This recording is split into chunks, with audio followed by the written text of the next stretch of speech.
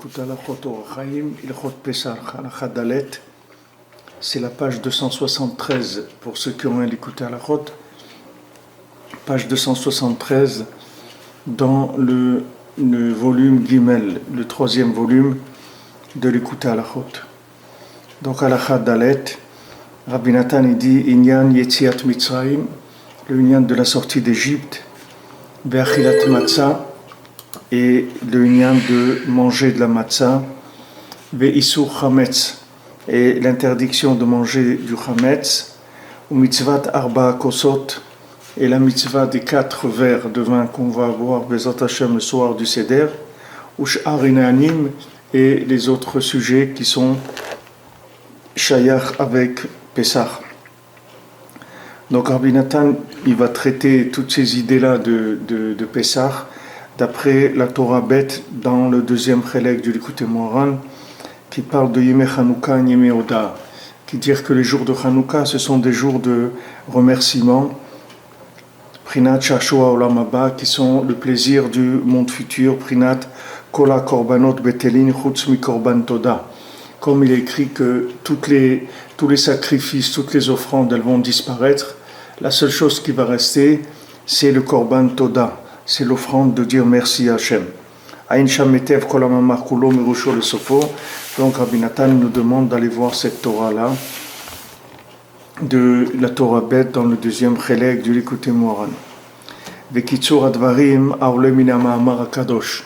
Et Rabbi Nathan maintenant, comme Rabbi Nathan il utilise cette Torah et que maintenant il va faire un kitsur, c'est-à-dire un résumé de la Torah par rapport à ce qu'il va utiliser dans cette étude-là. B'kitzur advarim ha'olim min ha'ma'amar hakadosh hanal, shebchinat toda haynu leodot la'alel Hashem yitbarach, c'est-à-dire que la toda, c'est-à-dire le remerciement, c'est-à-dire de remercier et de louer Hashem, la da'at oto yitbarach, et le connaître, zebchinat shashua olam haba, c'est ça le plaisir du monde futur. Zebrinat halachot, ça c'est le principe des halachot, c'est-à-dire de connaître les halachot qui sont les lois de la Torah. Prinat kol hashone halachot bechol yom muftach lo sheu ben olam haba. Comme c'est écrit, tout celui qui étudie la halacha chaque jour, il fait partie il est garanti qu'il aura part au monde futur. Ki halachot em shashua olam haba prinat toda. Parce que les halachot elles-mêmes, c'est le plaisir du monde futur, c'est le remerciement d'Hachem. Zeprinat halachot, prinat kolashone halachot, ki halachot em shashua olam haba, prinat toda kana. Al shem ze nikreim hatoda b'shem halacha. C'est pour ça que la toda, c'est-à-dire le remerciement, ça s'appelle halacha. Pourquoi ça s'appelle halacha? C'est-à-dire pourquoi remercier, ça s'appelle halacha. Le mot halacha, ça veut dire aller. Al shem ta'aluchot adamim sholchim keseder kesheotzim me'atzara she'azmevin toda. Pourquoi maintenant ça s'appelle halacha? Le mot halacha, ça veut dire halicha, ça veut dire marcher, ça veut dire aller, circuler. Maintenant, pourquoi ça s'appelle circuler? Parce que c'est un rapport avec la circulation sanguine, c'est-à-dire que maintenant, quand on sort, quand on a un problème, Chas v'Shalom, alors le sang il reste bloqué. Et maintenant, quand on sort d'un problème, alors il y a un soulagement. Ce soulagement, il se fait dans la matière elle-même, c'est-à-dire que maintenant, quand quelqu'un il a un problème, c'est un blocage. Et ce blocage, une fois qu'il est débloqué, alors on avance. Et ça se passe aussi dans le corps physiquement. C'est-à-dire physiquement, quand on a un problème, alors il y a une mauvaise circulation du sang qui se fait. Quand on sort du problème, alors le sang il se remet à circuler normalement. Là-bas, Rabbeinu il parle de ça. Il dit que au moment où il y a un problème, alors le sang il s'accumule sur le cœur. C'est-à-dire que le cœur il ressent la douleur. Qu'est-ce que c'est cette douleur que le cœur il ressent? C'est que tout le sang il va vers le cœur quand il y a un problème. Et après, le sang, il se remet à circuler normalement. Zeprinat halacha. Et ça, c'est l'union de la halacha. C'est-à-dire, halacha, ça veut dire hilour, ça veut dire circulation. Zeprinat holada, zeprinal milu reach. Ça, c'est le principe de l'accouchement, le principe du remplissage de la lune. Pourquoi le principe de l'accouchement? Parce que l'accouchement, c'est comme ça qu'il se fait. C'est-à-dire, l'accouchement, il se fait par le fait qu'il y a une pression du sang qui vient très très fort. Et ça pousse. Et c'est ça qui va faire sortir le bébé. Et après, ça circule normalement. Prinat, vaya or alvana keorachama. Donc ça, c'est le principe aussi du remplissage de la lune. C'est-à-dire que maintenant, quand la lumière de la lune, elle va fonctionner comme la lumière du soleil. C'est-à-dire qu'elle va être aussi grande que la lumière du soleil. Donc pour mettre en place un petit peu les notions dont Rabbi Nathan il parle ici, de toutes ces notions dont il parle ici, on va faire juste un petit peu une préface avant de commencer le texte lui-même, que maintenant le principe de la halacha, c'est-à-dire le principe de la halacha, c'est-à-dire connaître les halachot. Pourquoi maintenant connaître la halachot? Quel rapport ça a la halacha avec le sang, avec la circulation, avec le mouvement? C'est que le principe de la halacha, c'est connaître sa route dans ce monde. C'est ça les halachot. C'est-à-dire maintenant, quand Hachem il nous a donné la halacha, qui est le principal de la Torah, c'est-à-dire de savoir comment vivre en rapport avec Hachem dans ce monde. Alors Hachem nous a donné toutes les notions qu'il fallait connaître pour savoir comment gérer la vie dans ce monde, comment se comporter par rapport à la nourriture, par rapport à l'argent, par rapport au mariage, par rapport à la parole, par rapport à la pensée, par rapport à tout. Il y a des halachot sur tout. Hachem nous a donné des halachot. Halachot, ça veut dire la conduite à suivre dans ce monde si on veut rester branché avec Hachem et donc si on veut avoir part au monde futur. Donc le principe de la halacha, c'est un principe de code de la route, c'est-à-dire moyen de circulation, savoir comment faire dans ce monde. Alors maintenant le rapport avec le milouï de la levana, c'est-à-dire le fait que la lune va se remplir, c'est que au début il y avait le soleil et la lune, ils avaient la même intensité de lumière. Là, il y avait la même intensité de lumière, et Akadosh Baruch Hu, quand la lune a dit à Hachem, mais comment on va faire pour que deux luminaires, ils peuvent pas dominer, on ne peut pas avoir de roi. Donc Hachem il a dit à la lune de se diminuer. Maintenant, la diminution de la lune, c'est comme c'est connu, c'est le côté féminin. C'est-à-dire que la diminution de la lune, c'est la diminution de l'évidence d'Hachem dans la matière. C'est ça ce que ça s'appelle la diminution de la lune.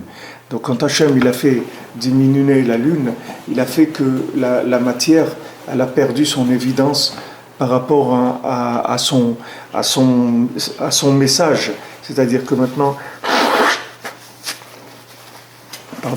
la lune, elle, c'est le côté féminin du monde, c'est-à-dire que c'est le côté représentatif des choses, le côté application des choses. Maintenant, normalement, la matière, elle devait renseigner l'homme sur ce qu'elle contient. C'est-à-dire comme on a vu plusieurs fois que la matière, elle est porteuse de spirituel, d'accord? Normalement, si la matière, elle était évidente, alors on ne devrait pas se tromper dans ce monde. Parce que la matière, elle nous renseignerait sur ce qu'elle contient. Et donc, ça serait pour nous facile de trouver notre chemin. Or, le fait qu'Hachem il a diminué la lune, ça fait que maintenant, il n'y a plus d'évidence dans le monde. C'est pour ça que les gens ils se perdent. C'est pour ça que les gens ils pensent que ce monde, il a été donné pour le plaisir, ou pour la consommation, ou pour faire de l'argent, ou pour gagner quoi que ce soit, etc. Toutes les erreurs qu'il peut y avoir dans ce monde, elles viennent du fait que la lune a été diminuée. C'est pour ça qu'à Rosh Chodesh, c'est écrit qu'Akadosh Baruch Hu demande Eviu alay kapara al shemi'ati talvana. Akadosh Baruch Hu dit amenez sur moi une kapara, c'est-à-dire amenez sur moi un pardon, c'est-à-dire je te demande à me faire pardonner que j'ai diminué la lune. Parce que la lune, elle ne voulait pas se consoler. Akadosh Baruch Hu, il a dit à la lune, bon, console-toi, je te donnerai des choses, etc. Il a dit, même les tzadikim, je vais les appeler sur ton nom. On appelle tel tzadik Hakatan, le Shmuel Hakatan, on lui donne le nom Hakatan sur le nom de la lune. Il y a beaucoup de choses que Hachem il a essayé de consoler la lune, mais elle n'a pas voulu se consoler. La lune ne s'est pas consolée. C'est-à-dire que maintenant, la lune, elle est restée dans sa douleur. C'est-à-dire que maintenant, tout ce qui est apparent dans le monde va avoir une apparence trompeuse. C'est-à-dire que l'apparence de la matière, l'apparence de la consommation, elle a pris beaucoup plus de pouvoir que ce qu'elle devait avoir. C'est-à-dire que normalement, l'apparence, elle devait uniquement véhiculer ce qu'il y a à l'intérieur, c'est-à-dire véhiculer l'âme, la spiritualité qu'il y avait à l'intérieur. Maintenant, l'apparence, elle n'est plus évidente. Donc maintenant, du fait que l'apparence n'est plus évidente, ça a donné que les gens, les Maasé, les gens, ils ont perdu leur chemin dans le monde. C'est-à-dire les chemins ne sont plus évidents. C'est comme si vous aviez maintenant une route sur laquelle il n'y a aucune indication. Vous n'avez aucun nom, aucune direction, rien du tout. Il n'y a que de la route, c'est tout. Et là, c'est pire que ça, parce que c'est de la route, mais en plus trompeuse. C'est-à-dire c'est des indications trompeuses en plus. C'est pas qu'il n'y a pas d'indication. Il n'y a pas d'indication vraie et il y a des indications trompeuses. Parce que du fait que maintenant la matière ne reflète pas ce qui est à l'intérieur, automatiquement le reflet qu'elle va avoir, il est faux. C'est-à-dire que ça va orienter des gens vers des directions complètement opposées. Et c'est ce qui fait que les gens ils se trompent. C'est-à-dire les gens se trompent, ils peuvent choisir des vies. La plupart des gens sur Terre, ils choisissent des vies qui servent à rien, qui sont pas la raison pour laquelle on est venu sur Terre. C'est-à-dire la plupart des gens sur Terre, ils se trompent. Et ça vient du miout de la Levana. Donc maintenant, quand la lune se remplit, ça veut dire que les chemins deviennent évidents. Quand les chemins deviennent évidents, ça veut dire que maintenant, il y a la circulation est possible. Et la circulation possible, ça c'est le principe de la halakha. C'est-à-dire que les gens, ils ont trouvé la halicha, c'est-à-dire comment aller, et ça c'est le principe des lois de la Torah. C'est-à-dire l'évidence de la lune, c'est les lois de la Torah. C'est-à-dire les lois de la Torah, c'est le principe du pouvoir d'Hachem. C'est-à-dire que reconnaître le pouvoir d'Hachem, c'est appliquer la halakha. Ça veut dire qu'on reconnaît le pouvoir d'Hachem. C'est-à-dire on fait ce qu'il nous a demandé de faire et on ne fait pas ce qu'il nous a demandé de ne pas faire. Alors Rabbi Nathan il continue à l'aider à l'achot prinat toda. Donc maintenant par le fait qu'on a les halachot, c'est-à-dire on a les lois qui sont le principe de la toda, c'est-à-dire qui sont un remerciement d'Hachem. Pourquoi toda? Parce que maintenant quand on trouve son chemin, alors on remercie. Comme quelqu'un qui cherche sa route et demande à quelqu'un, vous ne connaissez pas comment on arrive à tel endroit, il dit voilà, vous allez tout droit, la deuxième à gauche, ensuite la première à droite, et voilà, vous allez arriver. Alors il remercie parce qu'il a son chemin, il s'est débloqué. Donc la halakha, elle entraîne la toda. C'est-à-dire pourquoi? Parce qu'on est sorti du problème. Chez Mprinat Chasdei David, maintenant la halachot, c'est les Chasdei David, c'est-à-dire c'est la bonté de David Ameler, c'est-à-dire la bonté de David Ameler. Ça veut dire que David, c'est le principe de la royauté d'Hachem, c'est le principe de la lune, et quand la lune, elle se remplit, ça veut dire que la royauté d'Hachem dans le monde se remplit, c'est-à-dire que la matière commence à indiquer ce dont elle est porteuse, et elle ne se cache plus. Elle se cache plus, la matière ne trompe plus les gens. La matière devient évidente, c'est-à-dire la vie devient évidente. Et les gens ils commencent à savoir quel chemin prendre sur terre. Et les gens prennent conscience qu'on est sur terre que pour trouver les chemins d'Hachem. Maintenant, quand il y a eu l'évidence du chemin, alors la lumière de la vérité, elle commence à éclairer dans le monde. Et à ce moment-là, la parole, elle commence à être brillante. Pourquoi? Parce que la parole, elle est porteuse du message d'Hachem. La parole, c'est l'outil principal que Hachem a utilisé pour créer le monde. Donc quand quelqu'un retrouve les chemins d'Hachem, il retrouve la parole. C'est-à-dire il sort du fait d'avoir été muet, du fait de ne pas avoir eu de parole, parce que la parole était cachée, elle était difficile, la communication était pratiquement impossible, puisque pour communiquer, il faut déjà savoir sur quel chemin on va, sur quel chemin on se trouve, sinon ça ne s'appelle pas de la communication. La communication, elle commence du moment où on est déjà d'accord sur le chemin à prendre, même si chacun il a des nuances, mais dans sa globalité, on sait tous qu'on est sur terre pour suivre les chemins d'Hachem. Déjà, quand on sait ça, on est déjà on a résolu pas mal de problèmes. Et à ce moment-là, la parole devient une parole brillante, lumineuse, qui éclaire.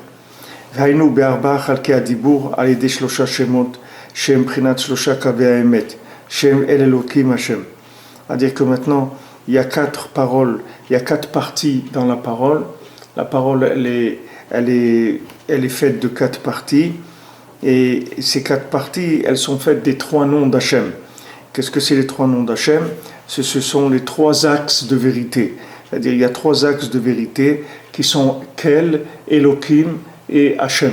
Ces 3 noms d'Hachem qui sont Kel, Aleph Lamed, Elokim et Hachem qui sont Yud Ke Vav Ke, ce sont 3 axes de vérité. C'est-à-dire qu'il y a des gens qui vont connaître Hachem par le nom El, il y a des gens qui vont le connaître par le nom Elokim, il y a des gens qui vont le connaître par le nom d'Hachem. Tout ça, ce sont des vêtements d'Hachem, c'est-à-dire des manifestations d'Hachem, auxquelles chacun il va être sensible selon la racine de son âme. Et Rabbeinu dit que ces trois éléments-là, c'est-à-dire ces 3 noms d'Hachem, qui sont ces 3 axes de vérité, c'est la tfila, la prière, la Torah, la Torah et les shidduchim, et les couples, les shidduchim, c'est-à-dire le fait que il y ait des couples dans le monde. Aïn Shamete Vinyalze. Alors Rabbi Nathan nous dit d'aller voir dans la Torah Bet ces Inyanim là. C'est une grande Torah, cette Torah Bet là de la deuxième partie du Likutei Moharan. Ve'em Meirin Be'arba Chelkei Hadibur. Maintenant, ces 3 choses-là, qui sont les 3 noms d'Hachem, et qui sont Tfila, Torah et Shidduchim, ils vont éclairer dans les 4 parties de la parole, qui Yesh Dibur Shel Tzedaka, parce qu'il y a une parole qui est une parole de Tzedaka, c'est-à-dire une parole de charité. Et à Dibur Shel Tshuva, il y a une parole de Tshuva, c'est-à-dire une parole de retour. Il y a Dibur Shel Ashirim Krovim la Malchut. Et il y a la parole des riches qui sont proches du pouvoir. Prinat Shleshet Asarigim, qui étaient les trois ministres de Paro, Vedibur Shel Malchut, et il y a la parole du pouvoir lui-même. Ce sont des notions que Rabbeinu il amène dans la Torah. On verra ici, Bezrat Hashem, s'il y a une ouverture où Rabbi Nathan il va en parler. Validé Shlemuta Dibur Lashon Kodesh, Shemekushar le Shabbat. Maintenant, par le fait que la parole devienne parfaite, et la parole parfaite, c'est le Lashon Kodesh, c'est la langue sainte, la langue sacrée, Shemekushar le Shabbat, que la langue sacrée, elle est attachée au Shabbat. C'est-à-dire que maintenant la langue sacrée, c'est la langue c'est la langue parfaite, c'est-à-dire c'est la langue d'Hachem, c'est la langue qui permet de parler du monde futur, du but de ce monde. C'est la langue qui est la plus porteuse de la vérité. Comme on en a parlé déjà ce matin dans le Shiur, la langue qui véhicule l'évidence d'Hachem, c'est le Lashon HaKodesh. C'est-à-dire c'est la langue Kodesh, la langue sacrée, la langue sainte. Les autres langues, ce sont des langues qui véhiculent les choix des nations, chacune les choix qu'elle a eus. Mais le Lashon HaKodesh, il véhicule la pensée d'Hachem, il véhicule le pouvoir d'Hachem. Donc il est attaché au Shabbat. C'est-à-dire le principe du Lashon HaKodesh il a un rapport avec Shabbat.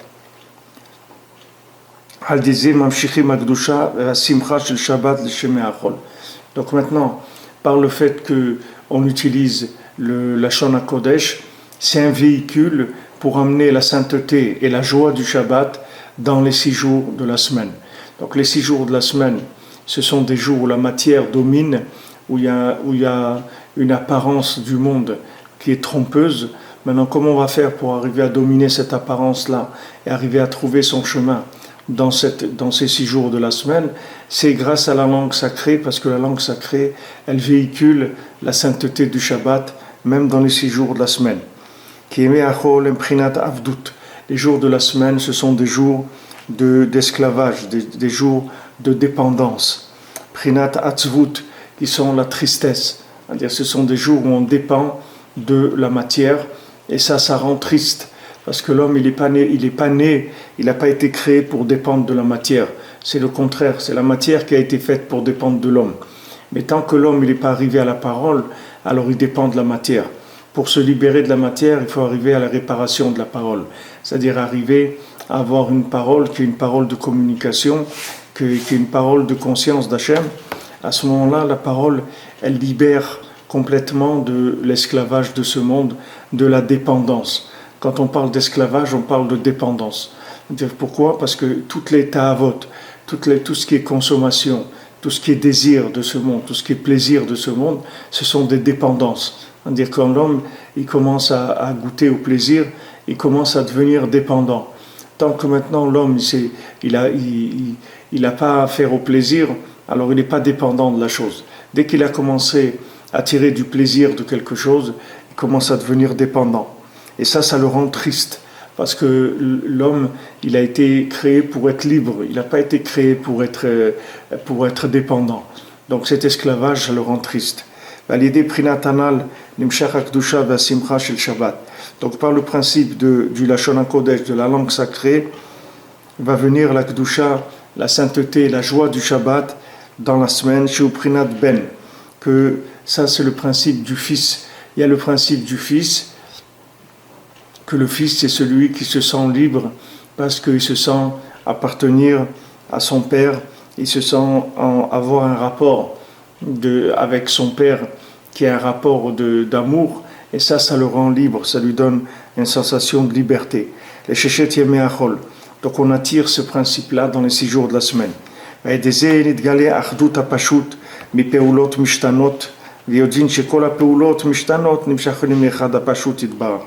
ce moment-là, se révèle l'unité d'Hachem dans la diversité des actions de ce monde.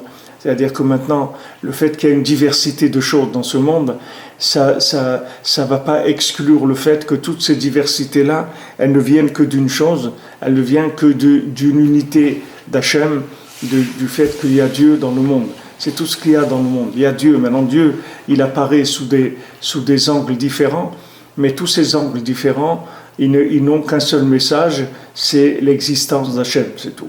Alors quand on arrive à attirer la sainteté du Shabbat dans la semaine, quand on arrive au Lashon HaKodesh, on arrive à cette conscience-là que les maaseh, il n'y a que Hachem dans le monde, et que tout ce qu'on appelle des peulot mishtanot, c'est-à-dire tout ce qui sont des actions ou des actes ou des représentations qui ont l'air différentes, en fait, toutes ces choses-là, ce ne sont que des aspects d'une seule chose.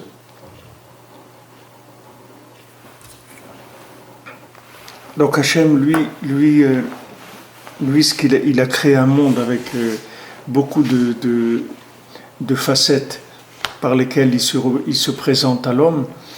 Et les maaseh, notre travail, c'est de faire rejoindre toutes ces facettes-là et savoir que toutes ces facettes-là, les maaseh, c'est que Hachem, c'est tout. Comme elle dit Anaël dans son livre, elle dit, il n'y a pas le Dieu de l'argent, le Dieu de l'amour, le Dieu de ça, il y a un seul Dieu, c'est tout. Maintenant, il y a des civilisations comme les Grecs qui ont fait eux, ils ont créé des dieux pour chaque chose. Ils ont dit, il y a le Dieu de ça, et le Dieu de l'autre, mais les maaseh, il n'y a qu'un Dieu, c'est tout. Tout le reste, c'est que il y a un seul Dieu, c'est Hachem, Et tout le reste, ce sont il y a des manifestations d'Hachem sous des angles différents. Et notre travail, c'est de ne pas nous laisser détourner par l'aspect des choses et savoir que chaque aspect, si on remonte à sa racine, on va voir que c'est que Hachem. Alors ça s'appelle que les peulot mishtanot nimshachim me'echad hapashut. Ça veut dire que maintenant que toutes les actions, toutes les manifestations différentes, elles ne viennent que d'Hachem.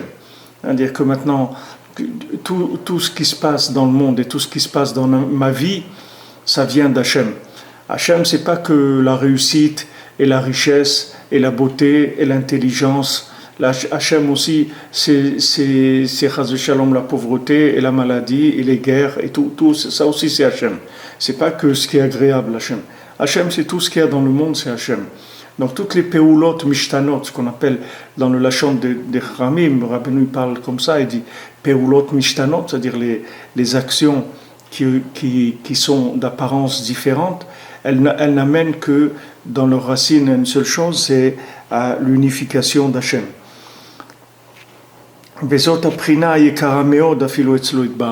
Et cette chose-là, elle est très, très chère chez Hachem. C'est-à-dire que Hachem, pour lui, c'est très important quand l'homme il arrive à faire le lien entre toutes ces choses qui ont l'air tellement différentes et qu'en fait elles ne parlent que d'une seule chose, elles ne manifestent que Hachem, c'est tout. Sachez que Hachem, c'est lui le Elohim, c'est-à-dire que Elohim, que ces valeurs numériques de Teva, c'est que Hachem. Sachez que tout ce que vous voyez là, c'est une seule chose. C'est-à-dire que toutes les actions différentes, elles s'incluent dans Echad HaPashut, c'est-à-dire dans Hachem qui est Echad HaPashut, c'est-à-dire qui est un et Pashut, ça veut dire un qui est Pashut, ça veut dire qui est que un. Pashut, ça veut dire Pashut, c'est le contraire. Simple, ça veut dire Echad, c'est-à-dire le contraire de ce qui est multiple et compliqué. C'est-à-dire Hachem, il est Echad, c'est tout. C'est Hachem. C'est-à-dire que quand maintenant on a dit c'est Hachem, on a tout simplifié. C'est-à-dire tout est simplifié. Ça c'est Hachem, et ça c'est Hachem, et ça c'est Hachem, et tout c'est Hachem. C'est-à-dire tout est simplifié. C'est-à-dire c'est Chad Apashut, c'est-à-dire que c'est un, et ça c'est la simplification de tout. C'est-à-dire tout devient simple. Tout devient un et tout devient simple. Donc maintenant, Hachem ou Elohim, c'est-à-dire quand on voit dans le monde ce qui est agréable et c'est comme ce qui est désagréable, c'est la même chose. C'est Hachem ou Elohim. C'est-à-dire quand on voit de la rigueur ou qu'on voit de la miséricorde, c'est la même chose. Les deux, c'est Hachem. C'est uniquement une manifestation que des fois Hachem il se manifeste par la rigueur, des fois Hachem il se manifeste par la miséricorde. Nous, on demande à ce qu'il se manifeste par la miséricorde, parce que c'est ce qui nous intéresse, c'est ce qui est c'est ce qui est le plus facile pour nous, c'est-à-dire que ça nous rend la vie plus agréable. Mais il faut savoir que tout ce qu'il y a dans le monde, toutes les manifestations, qu'elles soient sous n'importe quel angle, c'est que Hachem. Donc ça, ce qu'on a vu maintenant, c'est un petit kitsur, c'est-à-dire un résumé de la Torah à travers laquelle Rabbi Nathan, il va expliquer, il va rentrer dans les halachot de Pesach. Aleph, veze prinat Pesach, ki ze yadua sheikar galut Mitzrayim aya letaken chet Adam harishon, shepagam be'etz hadat tovara. Et ça, c'est le principe de Pesach, de la fête de Pesach, la fête de Pâques, parce que c'est connu que tout l'exil d'Égypte, c'était pour réparer la faute d'Adam harishon, qui a fauté dans l'art de la connaissance, du fruit de la connaissance du bien et du mal. Je lui disais, que tout l'exil d'Égypte, il venait de là.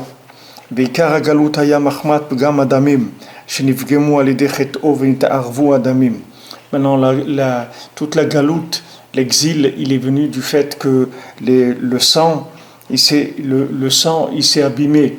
D'ailleurs, il y a eu des problèmes dans le sang. Et par la faute d'Adam harishon, il y a eu des mélanges sanguins, c'est-à-dire dans le sang, il y a eu des problèmes. Shem Prinat Chamishe Mine Damim Teorim, qui sont les 5 sortes de sang qui sont purs. Et on a vu qu'il y avait 5 sortes de sang purs, et il y a des sangs aussi qui sont impurs. Alors il y a eu un mélange de ces sangs-là. Et Validé Chet Adam Arishon Netarev Tov Varav Netarvu Adamim Bibgam Adamim Ayuonkim Paro Mitzraim Zeikar Agalut. Maintenant il y a eu un mélange des sangs. Le mélange du sang, c'est ça qui a donné l'emprise du Pharaon et de l'Égypte, et c'est ça qui a fait tomber le Ham Israël dans la galoute, c'est ça qui a entraîné l'exil. Et ça, c'était le principal de l'exil, c'est-à-dire tout l'exil, c'était l'exil des mélanges du sang. Maintenant, qu'est-ce que c'est le mélange du sang? Le mélange du sang, ça veut dire que maintenant, le principe du sang, c'est le principe des impulsions qu'il y a dans l'homme. Normalement, le sang, quand il est pur, il amène l'homme à faire des choses bien. C'est-à-dire, il a des impulsions positives vers ce qui est bien. Et quand maintenant le sang, il est mauvais, alors ce sang mauvais, il amène l'homme à des impulsions négatives, et ces impulsions négatives, elle est, comme on dit, le mauvais sang, c'est-à-dire la personne elle se fait du mauvais sang, c'est-à-dire ça amène de la tristesse parce que ça amène de l'exil, c'est-à-dire de l'esclavage.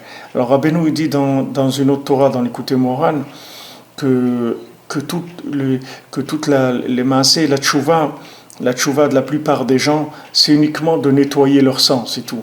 Les gens ils croient qu'ils doivent faire tchouva sur des grands principes philosophiques ou autres. Mais les maaseh, la tchouva elle est simple, c'est un nettoyage, c'est tout. C'est pas la peine de croire que ça dépend de grandes idées, de grands concepts, etc. C'est tout simplement que le sang est sale et il faut le nettoyer. Et si on nettoie notre sang, nos impulsions elles vont être positives. Et ça y est, on a fait tchouva, c'est ça la tchouva. C'est pas compliqué, il ne faut pas croire que c'est quelque chose de... Alors maintenant, le nettoyage du sang, il va dépendre bien sûr de tout ce qui est en rapport avec le sang. Rabbeinu dit là-bas, il parle du mikvé, d'aller au mikvé, de se purifier dans le mikvé, tout ce qui est purification. Et bien sûr, la nourriture, elle va avoir une grande part là-dedans, puisque maintenant, Adam Arishon, le principal de sa faute, c'était dans quelque chose qui était de la nourriture. C'est comme ça qu'il a fauté. Donc ça veut dire que la nourriture, elle va avoir une part importante dans la qualité de notre sang. Et si maintenant la nourriture, elle n'est pas cachère, ou la nourriture, elle n'est pas consommée de façon cachère, où on ne fait pas bien les brachot, on fait pas bien attention à ce qu'on mange, de bien vérifier la nourriture, de faire attention à la cacheroute de la viande, à la cacheroute des légumes, etc. Et il faut encourager, dans les maisons, il faut encourager les femmes à apprendre les halachot de la cacheroute, parce que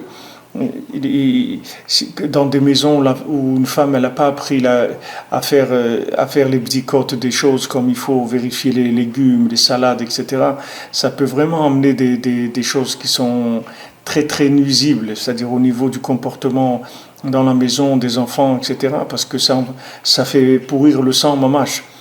Et je sais que là dernièrement on a un exemple à Purim, on a acheté des salades vertes avec la cacheroute du Badatz, la Eda Haridite, etc. Et quand ma femme elle a fait la vérification, elle a trouvé un verre dedans, elle a trouvé aussi un moucheron qui était mort, qui était collé sur les feuilles. C'est-à-dire, c'est des choses, si on croit, parce qu'il y a un tampon cachère que on y va, ça y est, c'est bon, il y a un tampon, on y va. Il faut savoir que ça peut entraîner des choses qui sont mamash très embêtantes parce que ça pourrit le sang. Quand ça pourrit le sang, la personne n'est même pas responsable après. La seule responsabilité qu'il y a, c'est d'avoir empoisonné son sang. Mais une fois que le sang il est empoisonné, qu'est-ce qu'il peut faire la personne? Elle a des impulsions qui l'amènent vers des choses qui sont négatives. Donc ça, c'est le Chet d'Adam Arishon, c'est-à-dire la faute principale, c'est-à-dire la conséquence de la faute d'Adam Arishon, principalement, ça a été d'entraîner une souillure du sang, et ça a donné des impulsions négatives. Alors maintenant, sur ces impulsions négatives, sur cette souillure du sang, il va y avoir bien sûr des gens qui vont s'installer pour exploiter ce problème-là. Et ces gens-là, ils s'appellent Pharaon, ils s'appellent l'Égypte. C'est-à-dire que maintenant, il va y avoir des gens spécialisés dans l'handicap des gens, pour exploiter l'handicap des gens. C'est-à-dire qu'il y a des gens qui vont utiliser ça pour prendre le pouvoir, sur ces gens-là et les rendre esclaves. C'est-à-dire que maintenant, ils les faire rentrer dans l'esclavage parce qu'ils savent que ces gens-là, ils sont atteints, ils ont un handicap. Leur handicap, c'est un handicap sanguin, c'est-à-dire que ces gens-là, ils ont des impulsions qui sont des impulsions négatives. Ils sont attirés par des choses qui sont négatives et il y a des pouvoirs négatifs qui sont spécialisés là-dedans. De la même manière que vous avez dans le monde des gens qui vont exploiter les faibles, les gens qui sont dans des situations de pauvreté ou bien d'instabilité familiale ou autre. Il y a des gens qui sont spécialisés pour attraper ces gens-là et les exploiter. Il faut savoir que tout le pouvoir négatif, tout le pouvoir de la Sitra Achra, il est là à la recherche des gens qui ont des handicaps au point de vue du comportement qui est conséquent à leur état sanguin. C'est-à-dire que le fait que maintenant il y a du sang qui est impur à l'intérieur de nous-mêmes, alors ça fait ça va nous créer une dépendance par rapport à certains plaisirs, certaines attirances pour la consommation. Et cette dépendance-là, elle va être exploitée par des spécialistes de ça, qui ne vivent que de ça. Paro, il ne vit que de ça. C'est-à-dire la clipa du pharaon, elle ne vit que de ça. C'est-à-dire elle s'alimente de tous les gens qui sont handicapés par le fait que leur sang a été impurifié et donc ça leur donne des dépendances par rapport à la consommation. Donc au début ils vont commencer gentiment comme en Égypte, c'est-à-dire au début le Ham Israël travaillait, ils n'étaient pas esclaves du tout. Au début, ils travaillaient, ils gagnaient bien leur vie, etc. Et petit à petit, ils les ont rendus esclaves. Ils les ont rendus complètement dépendants. C'est ce que fait la société en général. C'est-à-dire au début, la personne, elle commence à travailler, à gagner sa vie, etc. Après, on lui propose des crédits, on lui propose d'acheter une voiture, d'acheter une maison, d'acheter ci, d'acheter ça.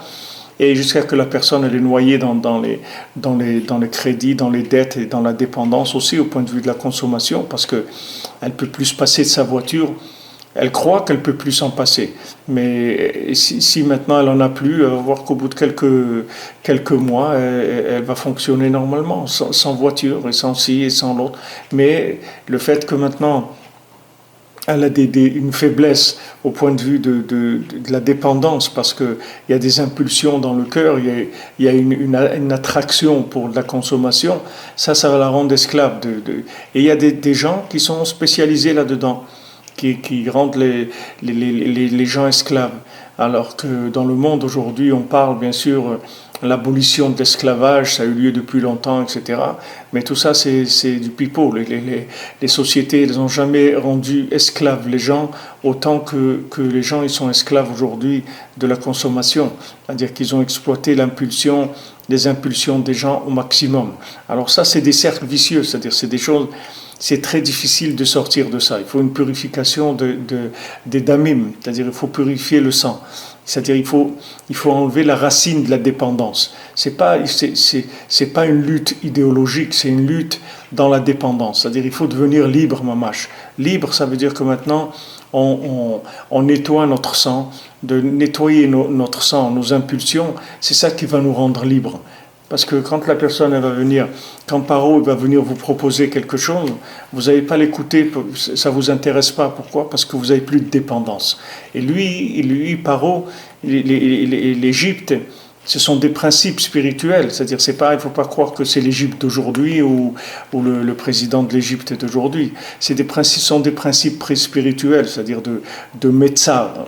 Mitzraïm, en hébreu, on ne dit pas l'Égypte, on dit Mitzrayim, Metzar, ça veut dire l'étroitesse. C'est-à-dire que maintenant la personne, elle se trouve dans une dépendance, et ça la fait rentrer dans une étroitesse, parce que au lieu d'être libre et d'être dans un monde ouvert, dans une vie qui respire, qui est une vie de liberté, elle a une dépendance à la consommation.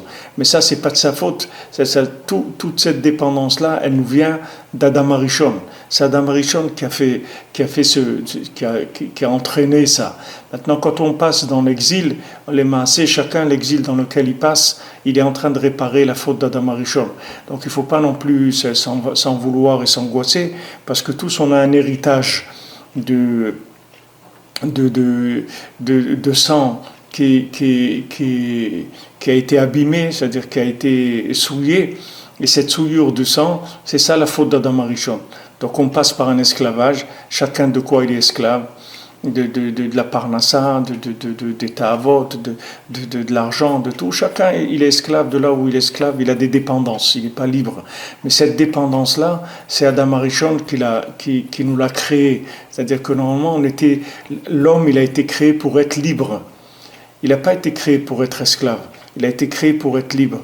Mais le fait que Adam Arishon il a choisi la compréhension, c'est-à-dire qu'il a voulu vivre d'après l'intellect, d'après la compréhension du bien et du mal, c'est-à-dire qu'il a voulu prendre un certain pouvoir par la compréhension, ça l'a rendu dépendant, alors qu'il était libre.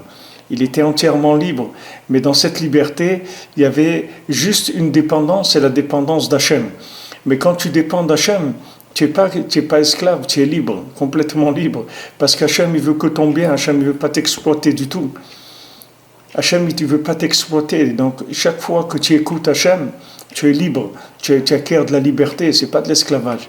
Quand les gens ils disent « Ouais, c'est dur de faire la Torah, c'est dur de faire la halakha, regarde combien de contraintes, etc. » Mais c'est parce que les gens, ils ont une vision à l'envers de la vie.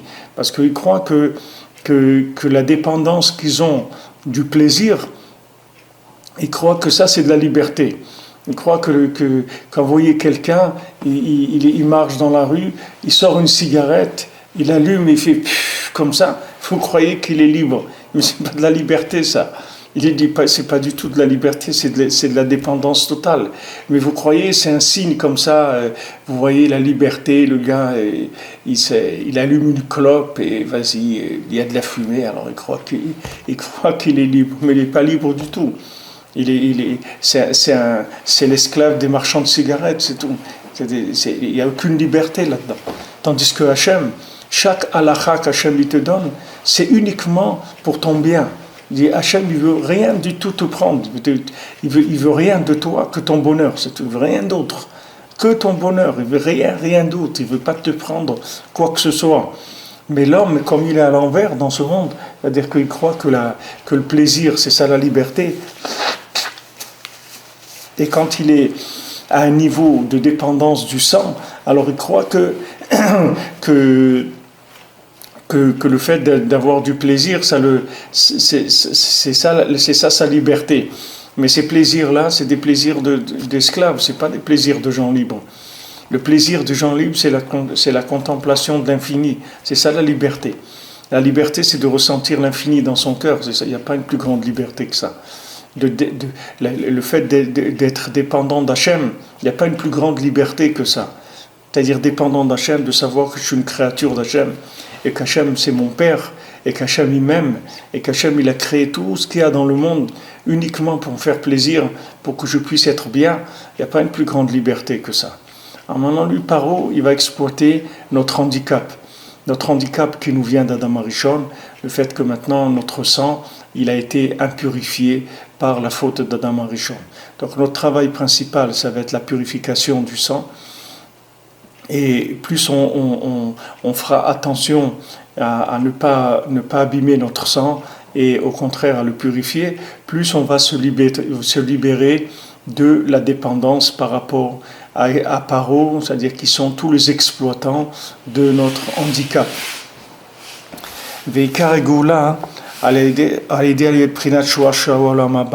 Maintenant le Ikar de la Géoula, la délivrance, la délivrance de l'Égypte, elle s'est faite par le plaisir du monde futur.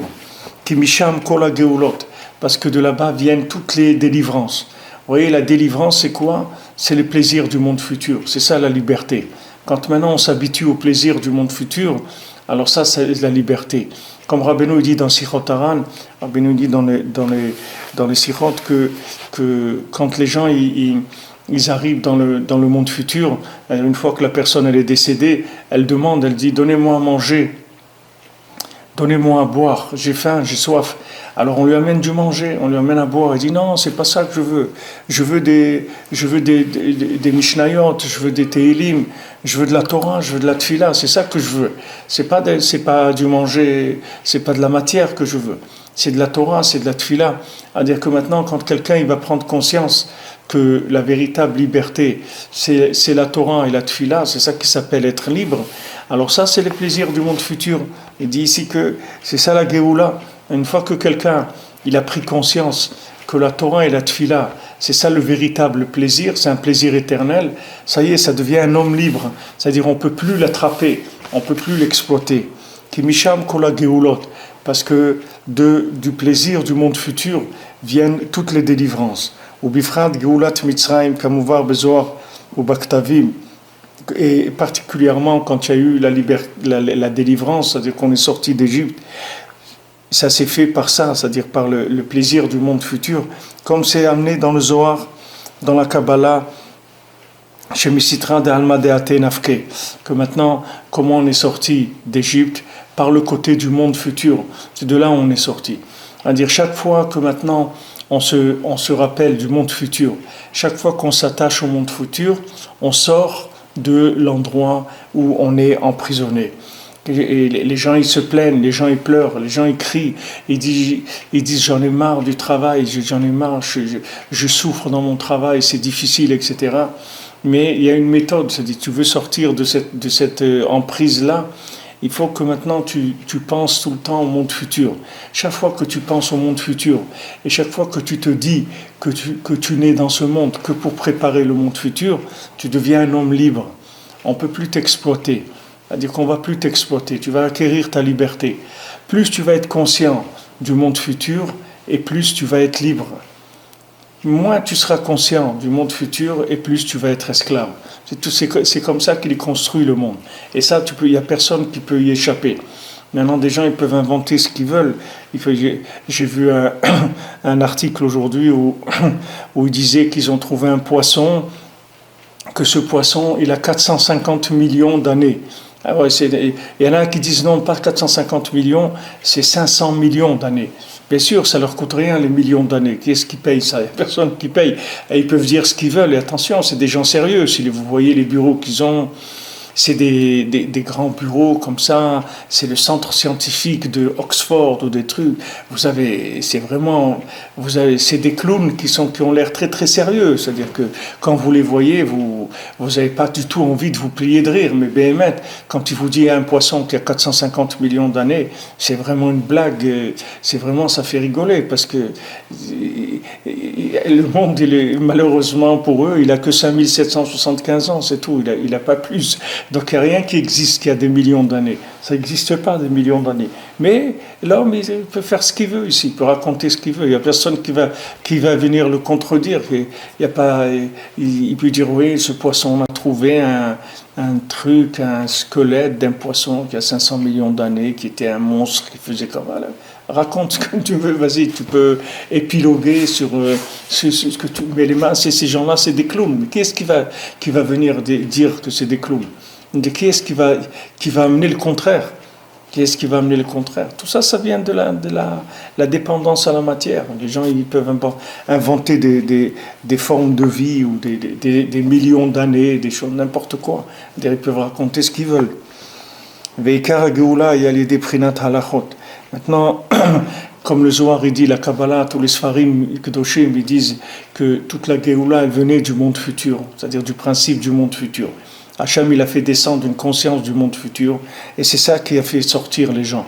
Chaque fois qu'on sort d'une dépendance, ça veut dire qu'on a reçu une petite dose de conscience du monde futur. C'est ce qui fait que les gens ils montent en Israël, c'est ce qui fait que les gens ils s'engagent dans la Torah, dans la Tfila. Toutes les délivrances, elles viennent de la conscience du monde futur. Donc maintenant la Géoula, elle est venue principalement par le principe des halachot, qu'on a dit que les halachot c'était le plaisir du monde futur. Parce que maintenant, comment on va réparer la faute d'Adam Arishon? Parce qu'Adam Arishon, il a mélangé le bien et le mal. Maintenant, comment on va réparer ça? Par le fait qu'on va faire des tris entre le bien et le mal. C'est-à-dire, on va dire ça c'est bien, ça c'est mal. Qu'est-ce qui va nous permettre de faire ces tris-là? C'est les halachot, c'est-à-dire ce sont les lois qui vont nous dire ça c'est permis, ça c'est interdit, ça il faut faire, ça il ne faut pas faire. Chez Bazé Talou Geulat Mitzraïm ou à l'idée halachot, que toute la sortie d'Égypte, ça dépend des halachot, c'est-à-dire des lois de la Torah. Qu'à l'idée chez Mevaririm Apsak Halacha, par le fait que maintenant on fait le tri de la décision du comportement à avoir, à des Zenit Barerato Meara. Ça c'est ça qui va libérer, qui va faire un tri entre le bien ou le mal. Et de ça dépendait principalement la délivrance. Et ça, c'est aussi le tikkun et la réparation du sang. Donc ici, Rabbi Nathan, il amène un conseil qui est bien sûr un conseil fondamental dans ce que Rabbi Nachman l'a dit de faire, puisque Rabbi Nachman, quand il a parlé des choses fondamentales qui sont l'Aïd Bodedut, l'étude de la halacha et Ouman Rosh Hashanah, de la halacha, elle a une place très importante puisqu'elle va permettre de faire des tris dans le sang. Puisque maintenant, les gens, ils ont des impulsions. Alors ces impulsions, comment on va savoir si ces impulsions elles sont vraies ou elles sont fausses? Parce que ce n'est pas toutes les impulsions qui sont fausses. Quand j'ai une bonne impulsion, j'ai envie d'aller prier, j'ai envie d'aller rendre visite à un malade, j'ai envie de donner de la tzedaka. Ça, c'est des impulsions qui sont positives. Comment je vais savoir faire la différence, le tri entre les impulsions positives et les impulsions négatives? Alors j'ai des halachot, c'est tout. J'ai des halachot, c'est-à-dire j'ai des lois qui sont là et qui me disent voilà comment il faut te comporter. Ça c'est bien, ça c'est pas bien. Donc quand j'ai une impulsion, je vais vérifier par rapport à la référence de la halakha. Si la halakha elle me dit il faut le faire, alors je sais que c'est bien. Et si la halakha me dit il faut pas le faire, je sais que c'est pas bien. Donc c'est la halakha qui va me permettre en même temps de trouver la vérité, mais en même temps aussi de corriger mes impulsions. Puisque maintenant, quand je vais savoir que cette impulsion elle est négative, alors petit à petit, je vais faire en sorte de plus aller vers cette impulsion-là, de plus la suivre. Et quand je ne vais plus la suivre, elle va disparaître, c'est tout. Je vais créer une indépendance par rapport à cette impulsion-là. Alors qu'avant, j'étais dépendant. Au début, j'étais dépendant, je ne savais pas. Les gens dans le monde, ils disent en anglais, you feel it, do it. You feel it, do it. Mais qu'est-ce qui t'a dit que le fil, le fil, c'est le fil conducteur? Peut-être que ce n'est pas le bon fil. You feel it. Et si le feel it, c'est quelqu'un qui me l'a rempli, parce que tout feel, ça veut dire remplir aussi. Peut-être ce feeling que j'ai, c'est quelqu'un qui m'a rempli de ce feeling, ça vient pas de moi. D'où je sais que feel it, do it. D'où je sais que maintenant, si je sens quelque chose, ça veut dire que c'est bien. Qui est-ce qui a inventé cette chose-là? Que tu le sens, alors fais-le. Qu'est-ce que je le sens, alors fais-le. Et si je suis en train de me tromper, d'où je sais ça? Alors bon, Hachem nous a donné des lois. Il nous a donné un Shulchan Aruch. Quand on suit les Shulchan Aruch, bon Hachem, on est protégé sur nos feelings. Même si on a des feelings, voilà, d'après la halakha, c'est tout. Des fois, la halakha, elle va correspondre à notre feeling, et des fois, non. Ça va faire des tris, et ça va nettoyer le sang. Parce que les halachot, elles font les différences entre un sang et un autre. Ben dam tamé, les dam taor. Donc maintenant, quand il y a du sang, quand il y a des taches de sang, alors qu'on doit demander la halakha. Alors il y a des sangs qui sont purs et il y a des sangs qui sont impurs. Vous voyez David Ameller, toute la journée il était là à faire à regarder les shélotes. On lui a amené des shélotes de sang. On dit qu'est-ce que c'est ce sang? Alors ce sang-là, il disait voilà, il est pur ou il est impur. C'était ça le psak de la halakha, c'est-à-dire la décision de la halakha. Valken nikra psak din halakha. C'est pour ça que quand on fait un psak din, c'est-à-dire que quand on prend une décision d'halakha, ça s'appelle la halakha. Maintenant, ça fait circuler le sang, que le sang maintenant il va fonctionner normalement. D'ailleurs, quand on dit psak din, le mot à mot, ça veut dire arrêter, psak, ça veut dire posek, on arrête, din, on arrête le din, c'est-à-dire on arrête la rigueur. C'est ça le psak din. C'est-à-dire que maintenant, quand il y a maintenant un problème, c'est un blocage, c'est de la rigueur, c'est un blocage, je ne sais pas ce que je dois faire. Je ne sais pas ce que je dois faire. J'ai plusieurs choses qui se présentent à moi. Je ne sais pas si je dois faire comme ça ou comme ça. Alors je demande la halakha.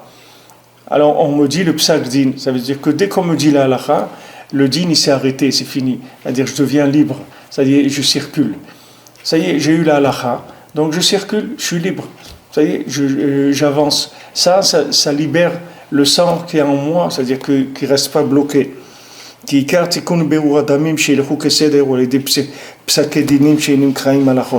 que tout l'union du sang, du tri dans le sang, c'est-à-dire que le sang il fonctionne normalement, c'est-à-dire que le sang il nous amène à des comportements positifs, ça se fait par les halachot.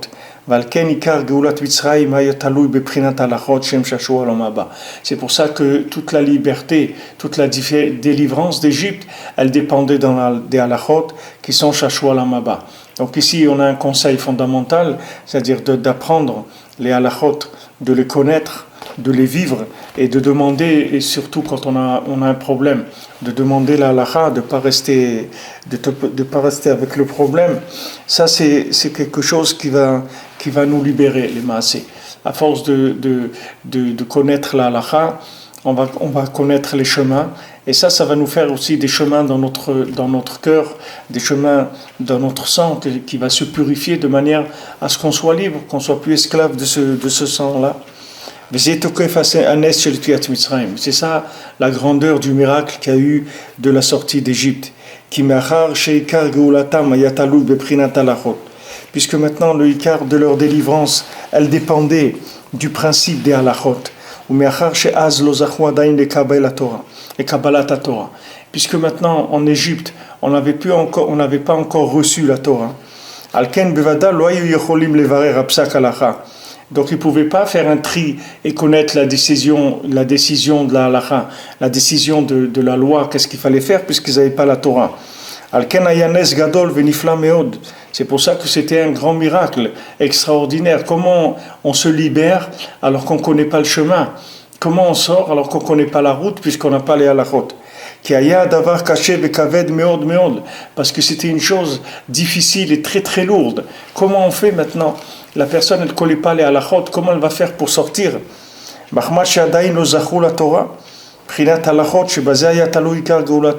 Puisque maintenant ils n'ont pas été zochés encore en Égypte de la Torah et que toute leur délivrance elle dépendait de la Torah, comment ils allaient faire maintenant? Et Hachem, il a fait une grande bonté avec nous. Et Hachem il s'est révélé au peuple juif en Égypte. Hachem il a envoyé une lumière très grande, extraordinaire. Il a amené une lumière du monde futur. Que de là-bas venait c'est leur Géoula. C'est-à-dire qu'Hachem il a fait descendre la racine même de toute la halakha, qui est le plaisir du monde futur. Il a pris une lumière de là-bas, il a fait descendre, et c'est comme ça qu'il a fait la Géoula. Qui az beshat Géoulat Mitzrayim nitgala alehem asagat elokuto itbarach sheibrinat shashua olamaba. Parce que à la sortie d'Égypte, ils ont eu une saga. Chacun, il est arrivé à comprendre Hachem, à comprendre que Hachem était là, qu'il y avait une existence d'Hachem. Que ça c'est le ikar du plaisir du monde futur. Et à ce moment-là, ils ont eu le mérite de pouvoir connaître Hachem. Et à ce moment-là, de le remercier et de le louer. bien que maintenant ils n'aient pas la Torah, Hachem il a fait descendre une lumière très haute, et cette lumière très haute, c'est elle qui leur a permis de sortir. Mais maintenant, cette lumière après, il fallait la concrétiser après par le Matan Torah, c'est-à-dire par le fait que maintenant on va apprendre la Torah, après on va apprendre la halachot, on va savoir comment entretenir cette Géoula en permanence. C'est la même chose pour quelqu'un qui fait tchouva, c'est-à-dire les gens ils font tchouva. Et comment quelqu'un revient vers Hachem? C'est parce qu'Hachem lui envoie une lumière du monde futur, de cette lumière extraordinaire là, d'en haut. Et ça le libère complètement de là où il est emprisonné. Mais une fois que maintenant il est sorti, il faut qu'il se dirige vers la Torah, c'est-à-dire principalement vers la halacha, connaître les halachot. ואז זכו לדעת אותו יתברך להודות לה לשמו הגדול יתברך שזה עיקר שורשו העולם הבא כי עיקר ההלל שנתקן בשעת יציאת מצרים. Parce que maintenant le principe du Hallel qu'on fait chaque fois qu'il y a un Yom Tov, Rosh Chodesh, on fait Hallel. Ce Hallel il a été instauré à la sortie d'Égypte. C'est-à-dire le principe du Hallel, c'est-à-dire de louer Hachem, c'est à la sortie d'Égypte que ça s'est fait. Comme Shkatouv, Hashir Yelachem, Kelel Hitkadesh Chag. Ce chant-là, il sera pour vous comme le soir où va se sanctifier la fête, c'est-à-dire le soir de Pessah. Amour Tenuzal, Shebeoto Alayla, Amrou Shira Ve'alel. Et les Chamim, ils ont dit dans la Gemara, dans Sota, que ce soir-là, ils ont dit un chant et ils ont fait des louanges pour Hachem. Vaz Zachul Idgalut Elokuto Idbar. Et à ce moment-là, ils ont été zochés d'une révélation, ils ont mérité une grande révélation d'Hachem. Zeprinat Shashua Olam Haba, que ça c'est le plaisir du monde futur. Nimcha Sezachu le Prinat Shashua Olam Haba, Az Alide Haïta Ikara Geoula. Donc ça, on voit que, tout ça Rabbi Nathan il dit que maintenant on voit qu'ils ont mérité d'avoir une lumière du monde futur, que ça c'est ça principalement qui a fait la délivrance. C'est-à-dire toute conscience du monde futur. Toute conscience du fait que maintenant ce monde-là il est passager, c'est ça la liberté, c'est ça qui va nous libérer. Tant que maintenant je suis pas conscient que je vais pas rester dans ce monde, que je vais aller dans un autre monde, et que le principal de ma vie c'est là-bas qu'elle se trouve, c'est pas ici, et que c'est là-bas que je vais arriver au plaisir véritable, que le plaisir véritable c'est la contemplation d'Hachem, la compréhension d'Hachem dans le monde futur, que c'est ça le but de tous les plaisirs, c'est-à-dire tous les plaisirs ils sont inclus là-dedans. Tout ce qu'il y a dans ce monde-là qui donne du plaisir, les maasé, quand ce plaisir-là, c'est un plaisir physique, ça veut dire que c'est une exploitation d'Hachem pour un besoin personnel. C'est-à-dire que quand quelqu'un tire du plaisir d'une chose, les maasé, cette chose qui lui donne du plaisir, c'est la présence divine qu'il y a dans la chose. Maintenant, au lieu qu'il prenne du plaisir d'augmenter sa conscience d'Hachem à travers ces choses-là, il exploite la chose pour en tirer un plaisir immédiat. Alors que maintenant, s'il approfondit un petit peu plus, il va voir que dans cette chose-là, qui apparemment était un plaisir physique, un plaisir momentané, il y avait un plaisir éternel qui était dans cette chose-là.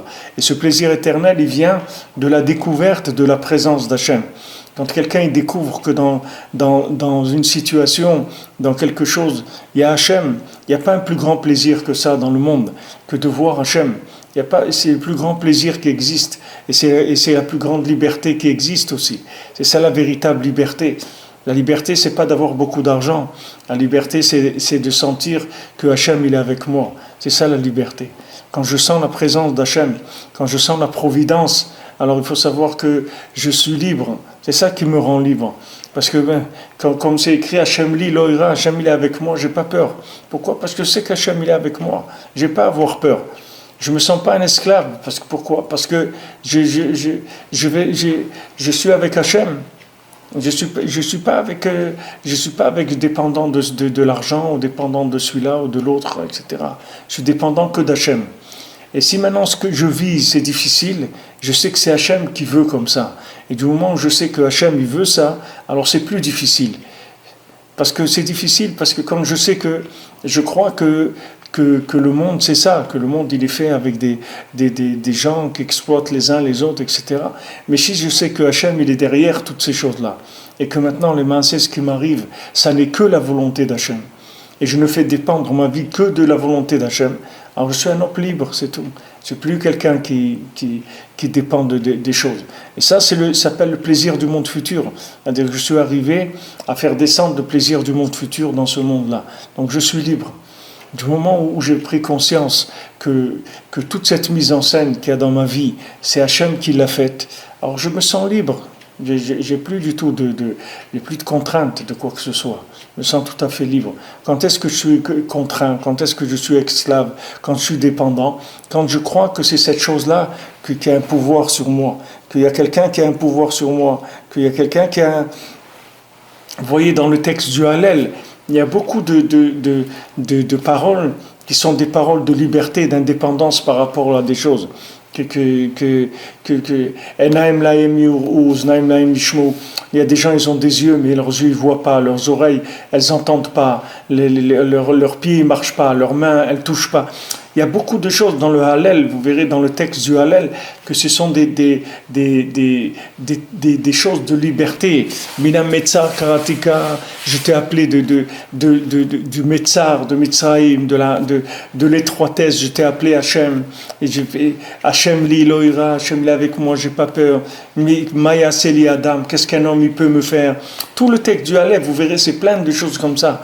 Parce que du moment où maintenant j'ai vu Hachem, alors je commence à me sentir libre. Je dis, mais c'est vrai, mais qu'est-ce qu'on peut me faire dans ce monde? Qui est-ce qui peut me faire quoi que ce soit? De qui je vais avoir peur? Etc. Pourquoi? Parce que j'ai pris conscience qu'il y a Hachem. C'est tout. Il n'y a que Hachem. C'est ça la liberté, il n'y a pas d'autre liberté. Même si j'ai trouvé une combine, comment trouver de l'argent pour résoudre mon problème, c'est pas ça la liberté. La liberté, c'est de savoir que Hachem, il va me donner l'argent pour résoudre le problème. Et si Hachem ne me les donne pas, ça veut dire que c'est Hachem qui veut ça. C'est tout, c'est Hachem, il veut comme ça. Alors si je sais que Hachem, il veut ça, je suis libre. Parce que je sais que c'est lui qui veut ça, c'est tout. Alors je suis tranquille, j'ai pas de problème. Même si ça me fait mal, même si c'est dur, je sais que c'est voulu par Hachem. C'est tout, c'est pas un tel ou une telle ou celui-là. C'est Hachem qui veut comme ça. C'est tout. Maya Seli Adam. Qu'est-ce qu'un homme il peut me faire? C'est Hachem qui veut comme ça. Donc je suis libre. Ma vie, c'est Hachem qui la décide, c'est tout, c'est pas quelqu'un d'autre. Ça, c'est ça la Géoula. Ça, c'est la délivrance. Ça, c'est la véritable délivrance. C'est pas la délivrance, c'est pas de trouver une combine pour résoudre le problème. C'est pas ça la délivrance. La délivrance, c'est quand je suis plus dépendant. C'est ça la délivrance. Et c'était ça la grandeur du miracle qu'il y a eu à Pessah. Qui Behemet lo ayu adain kedai ligael. Parce que Behemet, ils n'étaient pas encore aptes à être délivrés. Qui karigula chez Ali de Prinat Alma Deate Canal, Ayatalu Rakali de Prinat Alachon.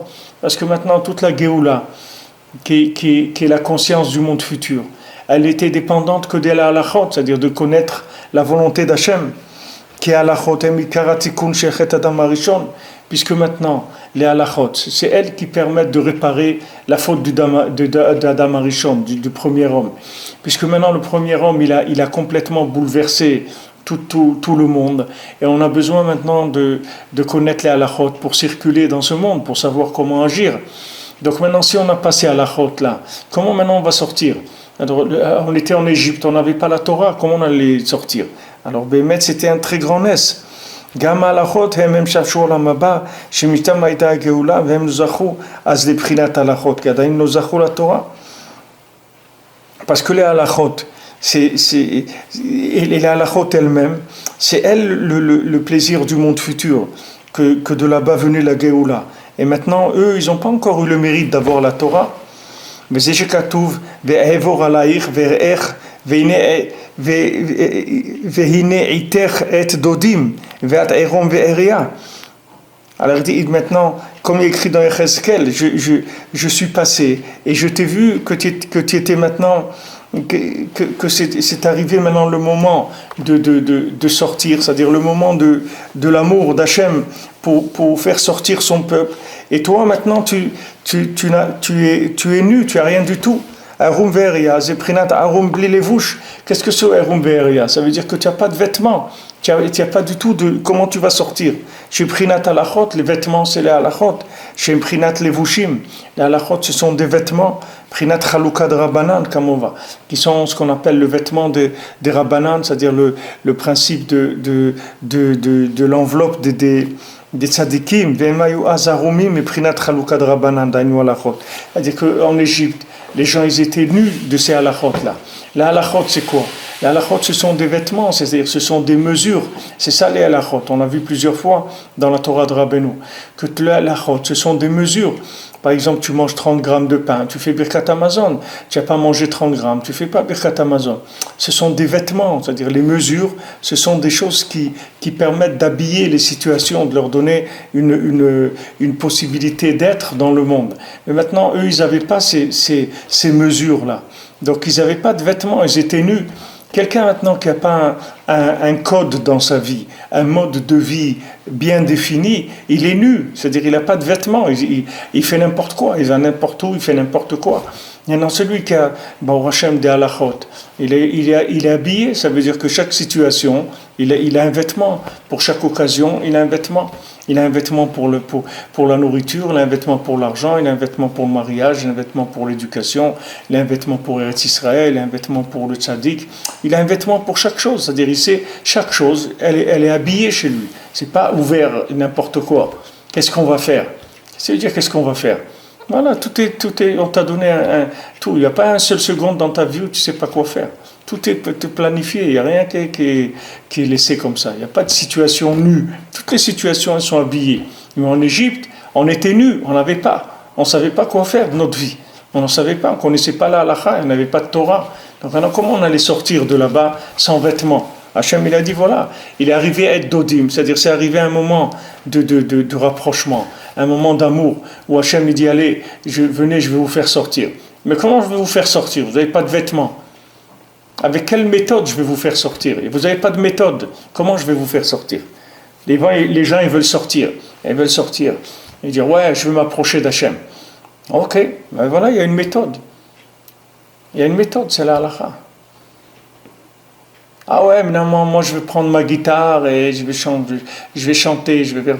C'est Hachem, c'est pas écrit dans Shulchan Aruch qu'il faut prendre une guitare pour se rapprocher d'Hachem. C'est pas ça la halakha pour se rapprocher d'Hachem. C'est pas avec ça qu'on se rapproche d'Hachem. Tu veux te rapprocher d'Hachem, voilà, tu prends le Shulchan Aruch et te dis comment vivre avec Hachem. Tu n'as pas besoin de réinventer la vie, elle a déjà été prévue ta vie. Tu n'as pas besoin d'essayer de la réinventer. Tu n'as rien à réinventer, tu prends la halakha, tu apprends le Kitzur Shulchan Aruch, tu te comportes selon la halakha. C'est ça la vie, c'est tout, c'est pas la peine ne perds pas ton temps. Tu n'es pas en Égypte, c'est fini l'Égypte. La Torah a été donnée, tu ne vas pas réinventer le monde maintenant. Ça y est, la Torah elle a été donnée déjà. Si la Torah n'avait pas été donnée, tu aurais pu faire des essais, des approches, si tu veux, d'essayer de découvrir. Mais maintenant, il n'y a rien à découvrir, tout a été découvert déjà. Pas besoin, on t'a donné une méthode, c'est le Shulchan Aruch. Le Shulchan Aruch te donne tout. Tu donnes comment il faut vivre, comment il faut manger, comment il faut penser, comment il faut agir par rapport à l'autre, par rapport à tout. Tout est prévu. Tu n'as pas besoin de chercher à faire à être original. Il n'y a pas besoin d'originalité. Il y a tout ce qu'il faut qui a été déjà prévu. Baruch Hashem, parce qu'on est déjà sorti d'Égypte, on a eu Matan Torah. Maintenant, il faut juste de la soumission à cette méthode pour pouvoir être libre. ב' ועיקר מאירת הגלות היה שלא היה אפשר להם לברר פסקי הלכות בבחינת וימררו את החיים בעבודה קשה, בקושיה. Alors maintenant, le ikar de l'amertume de l'exil, c'est par le fait qu'ils ne pouvaient pas faire le birour de la halakha. C'est-à-dire que maintenant, c'est écrit Vaimariru et Tachayem, Ba'avoda Kasha, ils ont rendu leur vie amère avec des travaux durs, c'est-à-dire Bekushia, avec des questions. C'est ça les travaux durs. Parce que les gens, ils avaient des questions, ils n'avaient pas de réponse, ils ne savaient pas comment résoudre les problèmes. Bechomer ou Belvenim, comme les Chachamim disent, Chomer el Velim avec du ciment et des briques, les Chachamim disent Belibun el Cheta, c'est-à-dire de blanchir la halakha, c'est-à-dire de connaître la halakha. Et c'est ça qu'ils n'avaient pas, c'est ça qui leur manquait. C'est ça la vraie amertume. La vraie amertume, c'est quand tu ne sais pas ce que tu dois faire. Il n'y a pas plus amer que ça. Tu ne sais pas. Voilà, des gens ils veulent monter en Israël, ils ne savent pas. Je dois monter, je ne dois pas monter. Je dois faire ou je ne dois pas faire. Les gens ne savent pas quand est-ce que je dois monter. Maintenant, attendre, après, tout de suite, ça, comme ci, comme ça, qu'est-ce que je dois... C'est ça qu'il y a besoin. Il y a besoin d'halakha. Quand tu as la halakha, ça y est, après, tu es tranquille. דהיינו שלא היה אפשר להם ללבן ההלכות מחמת הקושיות שהיו מערים את חייהם. Ils n'arrivaient pas à trouver les halachot, ils avaient des questions, et ces questions-là, ça leur rendait leur vie amère. C'est pour ça que c'était très difficile de sortir de là-bas. Il n'y avait pas de chemin, les gens tournaient en rond, et ils étaient amers, parce qu'ils ne trouvaient pas de chemin pour en sortir. Ils ne trouvaient pas leur chemin, ils n'arrivaient pas à savoir qu'est-ce qu'on fait. Et voilà, 80% ils sont restés en Égypte, c'est-à-dire même quand Moshe Rabbeinu est venu et tout, ils ne sont pas arrivés, même avec une révélation comme ça, ils ne sont pas arrivés à suivre. C'est-à-dire que c'était très très difficile, c'est pas, la plupart des gens ils ne sont pas arrivés, 80% ils ne sont pas arrivés, il faut pas croire que c'était tellement facile, parce que si c'était tellement évident et facile, tout le monde serait sorti, mais ce n'était pas tellement évident. Même avec tous ces miracles et tout, c'était pas évident du tout, puisque la plupart, ils sont pas arrivés à sortir. C'est-à-dire, la plupart, ils sont restés dans leurs questions, et dans leur tristesse, et dans leur amertume. Ils sont pas arrivés à sortir. Parce que Paro, il les attrapait avec beaucoup de force. C'est pas évident du tout. Les gens qui sont dans la consommation, qui sont dans toute la consommation, ça vient de leurs questions, c'est-à-dire du fait qu'ils n'ont pas un chemin clair, qu'ils n'ont pas des halachot. Et ça fait que Paro, il les exploite, il les tient mamash, il les lâche pas. Il les lâche pas une minute. Il les laisse pas tranquilles. Qui Paro ou achoré adat, vaya yonek mamochin, velo niach et amochim latset velidgalot. Parce que maintenant Paro, qu'est-ce qu'il fait? Il empêche la révélation de l'esprit, c'est-à-dire il ne laisse pas l'esprit sortir, et il rend la personne esclave. Comme des gens ils m'ont dit, vous savez pas, nous la télévision c'était 24 heures sur 24, on dormait avec la télé, toute la nuit la télé elle marchait devant nous. Et on se réveille, on regarde des films, on se rendort, on se réveille, on se retruque et on regarde la télé. Paro, il lâche pas, quand il attrape quelqu'un, il le lâche pas. Et le pauvre, celui qui regarde la télé, il croit qu'il est libre parce qu'il regarde des films. Il ne sait pas que maintenant, au moins celui qui sait qu'il est esclave, il cherche à sortir. Mais celui qui est devenu un esclave consentant, c'est-à-dire que croit qu'il est bien là-dedans, alors comment il va sortir? Comment il va sortir? Comme ils appellent, je sais pas quoi, le syndrome, ou je sais pas quoi, de Stockholm, ou je sais pas quoi. Quand quelqu'un il se fait kidnapper, alors après il finit par aimer la personne qui l'a kidnappé. C'est-à-dire que maintenant, celui qui sait qu'il est kidnappé, alors il cherche une occasion pour sortir. Mais si après il aime la personne qui l'a kidnappé, comment il va sortir? Il va pouvoir sortir. Comment il va sortir? Il est, comme il dit l'esclave, Ahavti et Adoni, c'est-à-dire j'aime mon maître, j'ai pas envie de sortir. Enfin, qu'est-ce que tu peux faire? Qu'est-ce que tu peux faire? Les gens ils disent non, nous on est des juifs danois, on est danois avant d'être juifs, on est juifs danois, et notre place c'est au Danemark, c'est pas en Israël. Alors qu'est-ce que tu vas lui dire? Tu vas lui dire, c'est lui qui dit je suis en Égypte. Mais d'abord, je suis un Égyptien avant d'être juif. Ma place, elle est en Égypte. Tu dis, oh, ok, qu'est-ce que tu peux lui dire? Tu peux rien lui dire du tout. C'est Astara chez Betoch Astara, c'est-à-dire que tout est caché. Tu peux rien dire du tout. Et lui, il croit que ça, c'est de la liberté. Il ne sait pas, c'est que ce Paro qu'il a attrapé par la nuque, qui l'étrangle et qui ne laisse pas l'esprit se révéler. Il ne laisse pas son esprit, son âme sortir. Alors lui, il croit qu'il est libre, mais il ne sait pas que c'est un homme qui est asphyxié, c'est pour ça qu'il est libre, qui croit qu'il est libre. Il n'est pas libre du tout, il est esclave, mais il n'a pas conscience de son esclavage. Le jour où il va prendre conscience de son esclavage, il va dire, comme on dit, il va prendre ses jambes à son cou, il va courir comme une fusée, il va courir, il va se sauver. Mais pour l'instant, il est dans la galoute. Il est dans la galoute et il est bien dans la galoute. C'est-à-dire il croit qu'il est bien. Mais c'est pas le pauvre, c'est que parce que Paro, il a empêché son esprit de se révéler, qu'il asphyxie. Paro, c'est au Tiot Oref, il se trouve dans la nuque. Il laisse pas l'esprit monter et se révéler. Et donc la personne, elle est esclave. Et quand la personne elle est esclave, elle peut même pas crier parce qu'elle sait même pas qu'elle a un problème. Si vous lui dites, voilà, tu as un problème, il va te dire, mais quel problème? Je suis très bien, moi j'ai aucun problème. Moi, je vis très bien ici. Je suis bien. Bon, il y a des petits problèmes d'antisémitisme, etc. Mais bon, de toute façon, en Israël, vous n'avez pas des problèmes. Vous avez encore plus de problèmes qu'ici. Donc, je ne vois pas où est le problème, hein, franchement. Pas les problèmes. Mais qu'est-ce que vous allez dire à quelqu'un qui vous dit ça? Vous allez lui dire quelque chose? Qu'est-ce que vous allez lui dire? Il ne pourrait rien dire du tout. La personne, elle est complètement esclave. Elle ne se rend pas compte, Birlal. Elle n'a pas le minimum d'esprit pour se rendre compte qu'elle est esclave. C'est pour ça que je dis aux gens souvent ce que Rabbeinu dit, c'est-à-dire que maintenant, il y a des gens qui souffrent, qui crient, qui disent voilà, je suis pas bien, je suis dans une situation où je suis pas bien, j'aimerais sortir, etc. Je fais des choses qui sont pas bien, etc.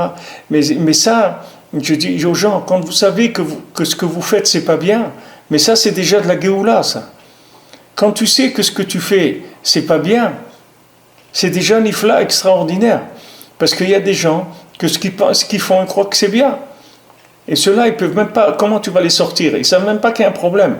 Comment tu veux les sortir? Comment tu vas les faire sortir? Ils savent même pas Bichlal qu'il y a un problème. Par où tu vas commencer? Le sommeil, c'est un coma total. D'où tu vas le sortir? Alors Paro, il se tient dans la nuque. Et Paro, il laisse pas l'esprit se révéler. Donc il maintient les gens dans l'esclavage. Qui dit ici Rabbi Nathan. Tofes et Amouchin, Ve'adat, il attrape l'esprit, il attrape la conscience. Velo iniach et adat litpachet, et il laisse pas du tout la conscience se révéler. Sheyuchal levarer olaben alacha, qu'il puisse maintenant trouver le chemin, trouver son chemin. Ke'aya mebalbel et adat bekushiot beprinat vemaru trayem, parce qu'il troublait la tête avec des questions, c'est-à-dire il les rendait amers. Les gens, ils avaient des questions. Ils avaient des questions. Dès que la personne elle essaye de se réveiller, alors il lui donne des questions, il lui amène des questions par où. Ouais, mais tu vois, regarde, le rabbin, ce qu'il a fait, regarde, il t'a même pas regardé, tu es rentré, il t'a même pas dit bonjour, tu vas à la synagogue, on te fait pas ça, tu vas à Ouman, on te donne pas ça, tu vas à la truc, on lui fait des questions et des questions et des questions, avec ça, il le rend amer. Avec ça, il l'empêche de trouver son chemin. Il ne faut pas avoir de questions, il faut avancer, c'est tout. Il ne faut pas avoir de questions. Parce que les questions, c'est l'esclavage. La racine de l'esclavage, c'est les questions qu'une personne elle a dans sa tête. Pourquoi ça et pourquoi pas ça? Toutes ces questions, il faut les enlever. Il n'y a pas besoin de questions pour vivre. Et les questions, ce n'est pas elles qui vont résoudre ma vie. Donc il faut enlever les questions, il faut rentrer sur le terrain, il faut avancer, c'est tout. Il faut chercher Hachem. Il faut enlever les questions que la personne a. Parce que les questions, c'est le ikar de l'exil, c'est le ikar de l'esclavage d'Égypte. Ce sont les questions que les gens ils ont. Quand il dit ici, il leur a rendu leur vie amère avec des questions. Jusqu'à que maintenant, ils ne pouvaient pas avoir d'évidence dans les chemins à prendre. Ils n'arrivaient pas à trouver leur chemin. Parce qu'ils avaient tellement de questions que le chemin, il se cachait d'eux. ומעוצם המהירות הנ"ל, היינו הקושיות הנ"ל, שהכביד עליהם מאוד, לא היה באפשר להם בשום אופן לברר הלכות. Et les questions, elles étaient tellement lourdes et tellement fortes que c'était impossible d'avoir un tri pour connaître son chemin. Particulièrement qu'ils n'avaient pas encore eu le don de la Torah. Donc c'était très très difficile. Ils n'avaient aucun repère pour savoir comment sortir de là. Mamash, aucun repère, que des questions et des questions et des questions et des questions. Et ces questions, elles les asphyxiaient complètement. C'est pour ça qu'Hachem nous a fait un grand chesed extraordinaire, très grande bonté. Ve'ir al Israël prinat ha'arash et pissé alachot. Et Hachem, il a amené la lumière des psak d'alacha, la lumière de décision de halachot. Dainu shashu alom haba, c'est-à-dire les plaisirs du monde futur. Afal pi shehem be'atzmam lo beriru halacha kanal. Bien que maintenant eux-mêmes ils n'étaient pas arrivés encore à faire un tri dans la halacha, aedeze otziam et Mitzrayim, et Hachem il les a sortis d'Égypte quand même. C'est-à-dire que bien que maintenant eux ils n'aient pas cette conscience là, Hachem il a amené une lumière qui était la lumière de la conscience, mais sans que les gens aient la conscience.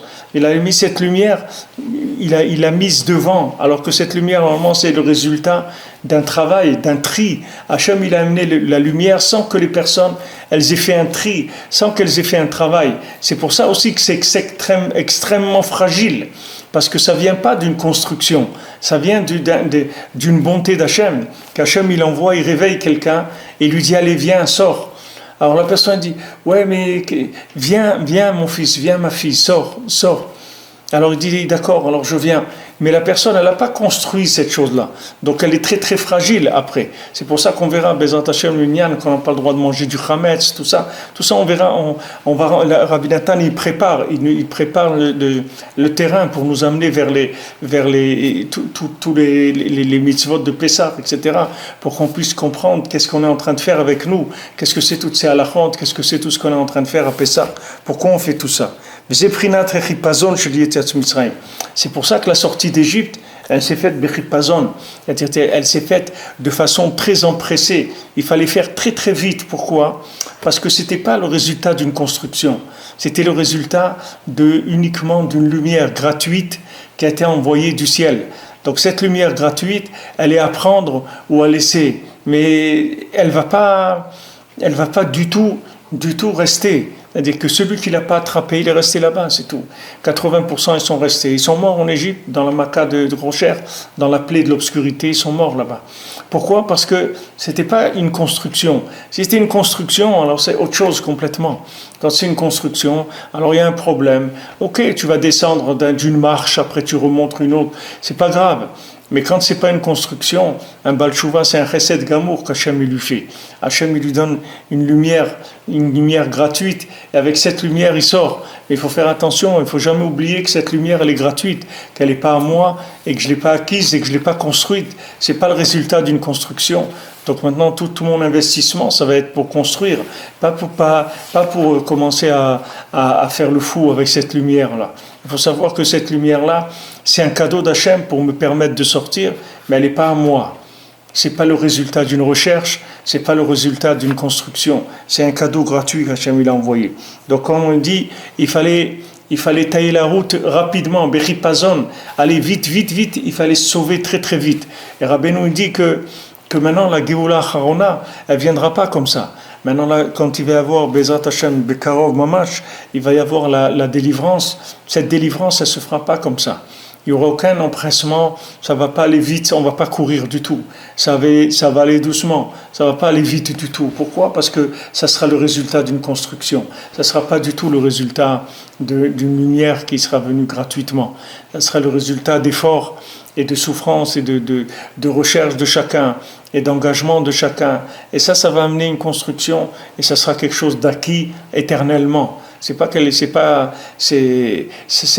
ça que Rabbeinu l'a dit, ce sera la Géoula de Purim. C'est Purim. Aujourd'hui, la Géoula de Mitzrayim, Pessah, il vient de Purim. Alors qu'à l'époque, eux, ils ne savaient pas que Pessah, ça venait de Purim. Mais aujourd'hui, qu'on a eu Purim, que bon, Hachem, on a eu la Torah Be'ahava, la Torah Be'simcha, cette Torah-là, elle va nous donner une conscience qui va nous faire sortir. Mais ça va être une sortie qui va être une sortie qui va être voulue, qui va être construite, qui va être recherchée, etc. C'est pas une sortie qui va se faire comme ça empressée parce que c'est un cadeau. Ça va être quelque chose qu'on va acquérir. Donc ça sera une autre approche complètement. Mais là en Égypte, on est sorti en courant. Vite. Il fallait sortir très rapidement. Pourquoi ? Parce que on a envoyé, les cieux se sont ouverts à un moment et on nous a donné la possibilité de sortir. Et si on l'attrape pas, on reste là-bas, c'est tout. Il n'y a pas d'autre, parce que c'est du gratuit entièrement. On ne nous doit pas ça du tout, et c'était pas du tout à notre niveau. Alors chacun il doit savoir, quand il reçoit des appels comme ça d'Hachem, il faut savoir que Hachem il ne va pas l'appeler 50 fois.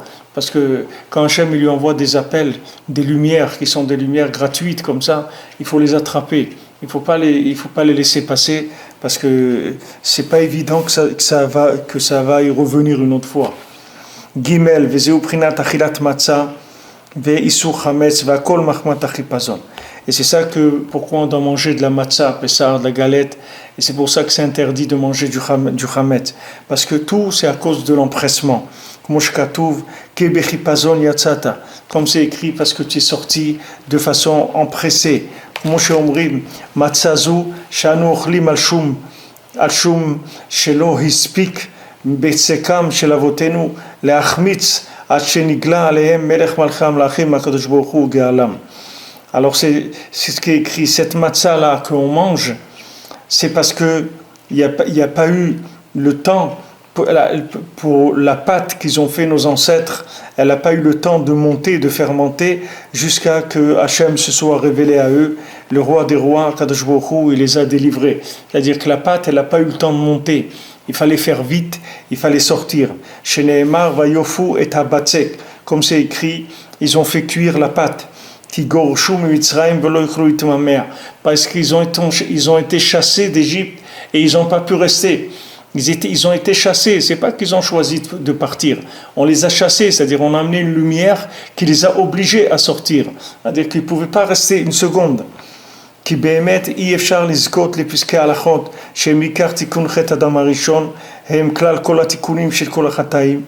que Béhémet, on ne peut pas être zoché de trouver les décisions d'Alacha qui sont le écart de la réparation de la faute d'Adam Arishon, qui sont tous les tikkunim de toutes les averot, comme Rabbeinu Zachayot Tzadik Levracha, Rabbi Nathan dit, comme j'ai entendu de la bouche du Rebbe, Zecher Tzadik Levracha, Kamovar B'Ma'amara Vakdoshim, comme c'est écrit dans ses enseignements saints, Kama Pa'amim, combien de fois, Ve'emprinat Shashoa Olam Haba, et que les halachot, c'est le plaisir du monde futur. Abal Bevada Yefshar Lizkot la halachot qui malidé Yegia Gdola.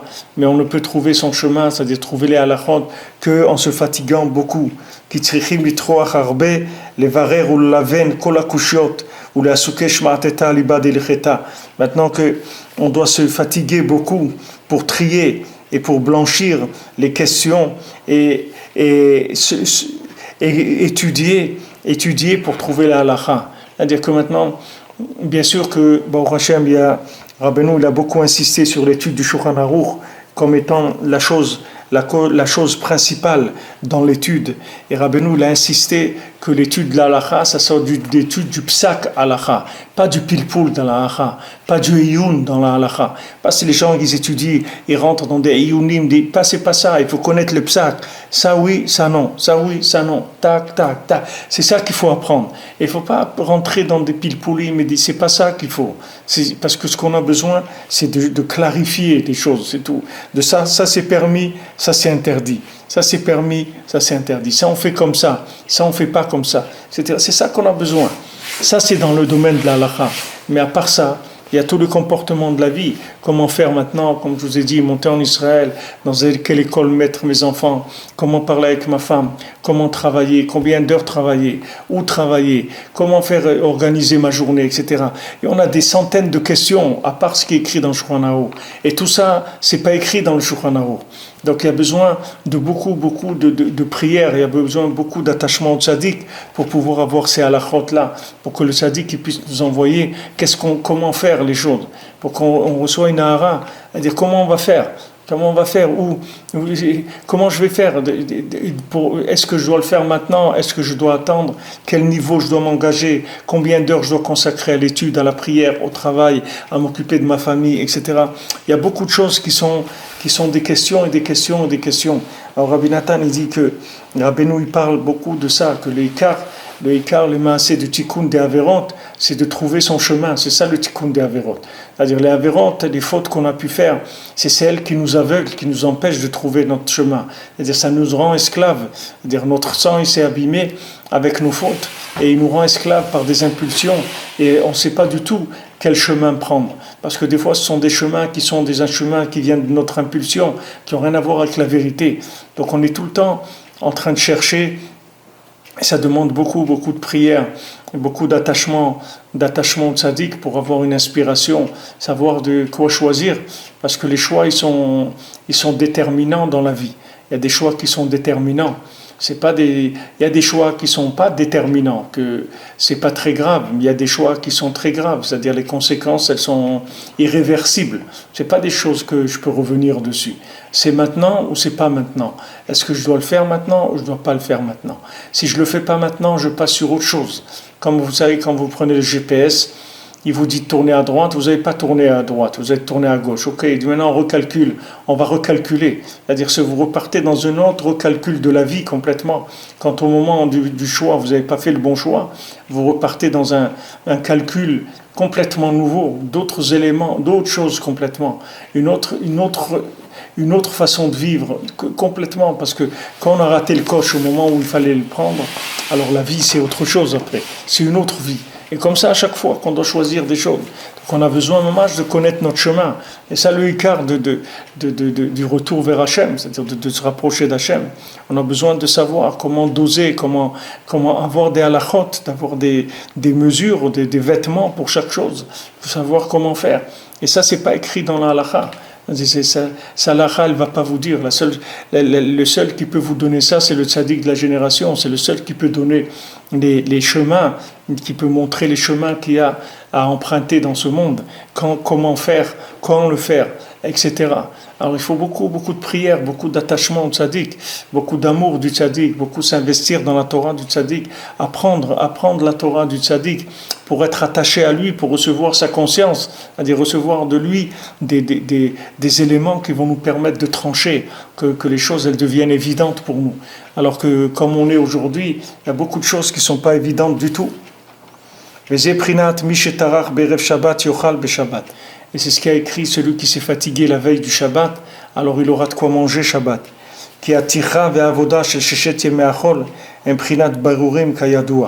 Parce que la fatigue, le travail qu'on a pendant les 6 jours de la semaine, ce sont des tris, comme c'est connu. Et le quart du tri se fait par les halachot. On doit se fatiguer pendant les 6 jours de la semaine pour faire des tris et pour éclaircir la halacha. Que les 6 jours de la semaine, c'est les 6 traités de la Mishnah. Shehem keneged shishet yemei achol, shehem prinat isur eter tameh taor kasher vepasul. C'est les 6 notions qui sont interdits, permis, impurs et purs, quelque chose de kasher et quelque chose qui n'est pas kasher.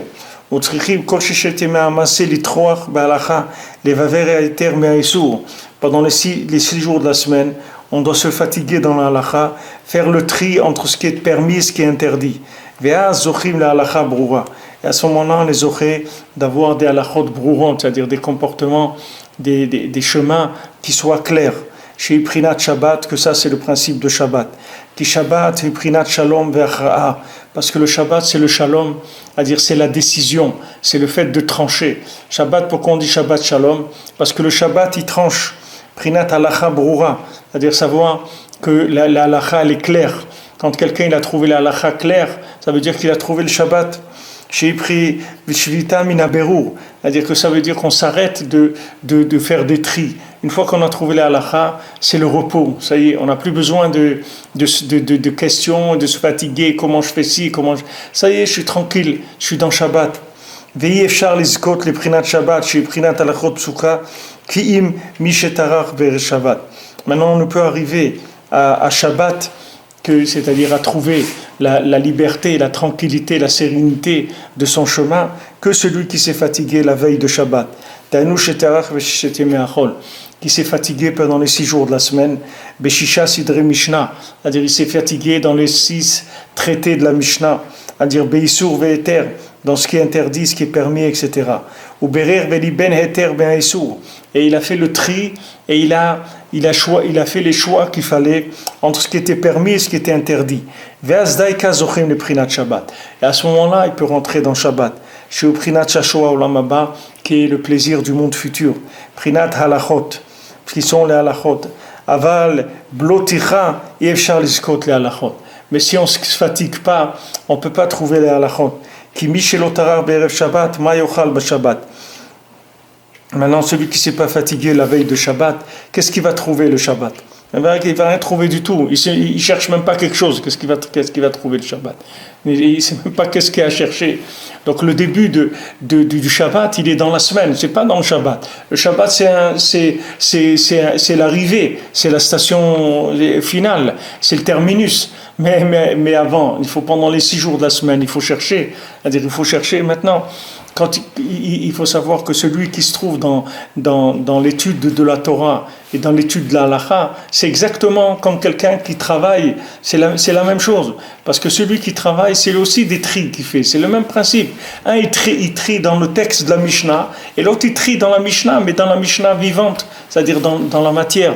Mais c'est la même chose, il n'y a pas de différence. Chacun, s'il s'est fatigué dans la semaine, c'est-à-dire que dans la semaine, il a cherché à chaque fois quelle était la volonté d'Hachem dans tout ce qu'il était en train de faire, c'est ça faire le tri de la halakha. C'est-à-dire, chaque chose, il se demandait tout le temps, est-ce que c'est la volonté d'Hachem que je fasse ça? Alors je le fais. C'est pas la volonté d'Hachem, je le fais pas. C'est comme ça qu'il faut se comporter dans son travail, dans tout. Il cherche la volonté d'Hachem. Donc cette recherche-là, cette fatigue qu'il a dans la semaine, c'est ça qui va lui permettre de rentrer dans le Shabbat. Quand il rentre dans le Shabbat, il rentre dans la tranquillité, dans la sérénité, parce que le Shabbat, il va trancher. C'est-à-dire le Shabbat, il va lui donner la réponse de toutes les questions qu'il a pu avoir pendant la semaine. Bon, Hachem, nous, voilà, il n'y a pas une plus grande préparation du Shabbat que de se lever la nuit, la nuit de l'El Shishi, que c'est la 6e nuit, que c'est la nuit du vendredi, que cette nuit-là, c'est Tikkun Abrit, c'est Mamash le Nyan de l'Alliance, pour pouvoir trouver des réponses à toutes les questions. L'Alliance, ça répond à toutes les questions. Quand quelqu'un il trouve Hachem, il a trouvé la réponse à toutes les questions. Quelqu'un il a réparé l'Alliance, il a trouvé la réponse à toutes les questions qu'il pourrait avoir. Alors bon Hachem, que nous, le Rebbe nous a donné le srout, qu'on peut rentrer dans des choses merveilleuses comme ça, que ces choses-là, c'est elles qui permettent de trouver le chemin dans notre vie. Et il ne faut pas s'inquiéter, et il ne faut pas s'angoisser. Celui qui écoute le Rebbe, celui qui vient au Mana Hoshana, qui étudie la halakha, qui fait des doutes, qui fait ce que Rabbeinu l'a dit de faire, il n'a pas de souci à se faire, parce que le Rebbe, il va diriger sa vie. Le Rebbe va lui amener à chaque fois ce qu'il a besoin de trancher dans toutes les situations, Bezrat Hashem, de sa vie. Alors chez Bezrat Hashem, Shabbat Shalom.